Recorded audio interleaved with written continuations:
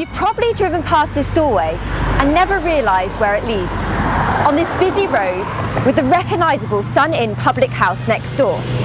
But if you look closely enough, this plaque tells you exactly where you are. The birthplace of Richard Jefferies, one of Swindon's greatest authors. The hidden farmhouse on the edge of Coate, now the museum for Richard Jefferies, who was born here in 1848 and who was inspired by the beautiful countryside that surrounds it. The nearby Coate Lake, Liddington Hill and the many woodland walks that you can still enjoy today. An inspirational place that the Richard Jefferies Society have helped to preserve for over 60 years and continue to do so today. Yeah, I mean, we are extremely lucky. The Richard Jefferies Society is 60 years old, and as most of the influential members have been related to Richard Jefferies, and so they were able to pass on genuine memorabilia that belonged to Richard Jefferies. And as you say, we've got his writing table, we've got his parents' kitchen table, we've got the chest where he used to store his manuscripts and artwork, and lots of first editions of books that he had personally signed to his mother, and the list is endless.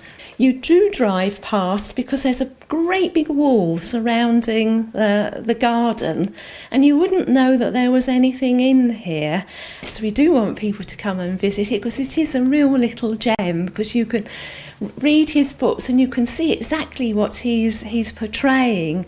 And the gardens themselves, I mean, they are very natural. He would have loved all the wildflowers and the fact that nothing is trimmed properly. So his spirit would live on here. The plan now for Richard Jefferies' name? To become known to a much wider audience, and for his works and the museum itself to be preserved for future generations to appreciate. Yeah, inspiration is the absolute perfect word. You just look around you and you can sort of see why Jefferies was inspired to write all this stuff. Look at this glorious greenery, and the sun's out and the flowers are out and the plants are out. Everything's just wonderful. I can just see this glorious future, actually, first and foremost.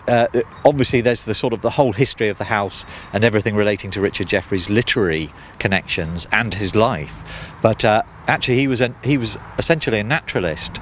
And also very interested in agriculture, and he wrote about this area. He wrote about Coate and Liddington Hill and all the nature in it, the birds, the flowers, everything in really, really fine detail. And I think that's where Jefferies really stands out, especially today when we're all trying to be more eco-friendly and environmentally aware.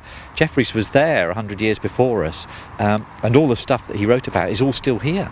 The book that mentions the oak is a children's book that he wrote, was illustrated by E.H. Shepard, who also illustrated Winnie the Pooh. And that's where Jefferies was once. You know, he was up there, seen as one of that gang with Thomas Hardy, etc. And yes, his star may have waned slightly over the last few decades, but I think it's time to bring it back. The Richard Jefferies Museum at Coate is open every Wednesday throughout the summer.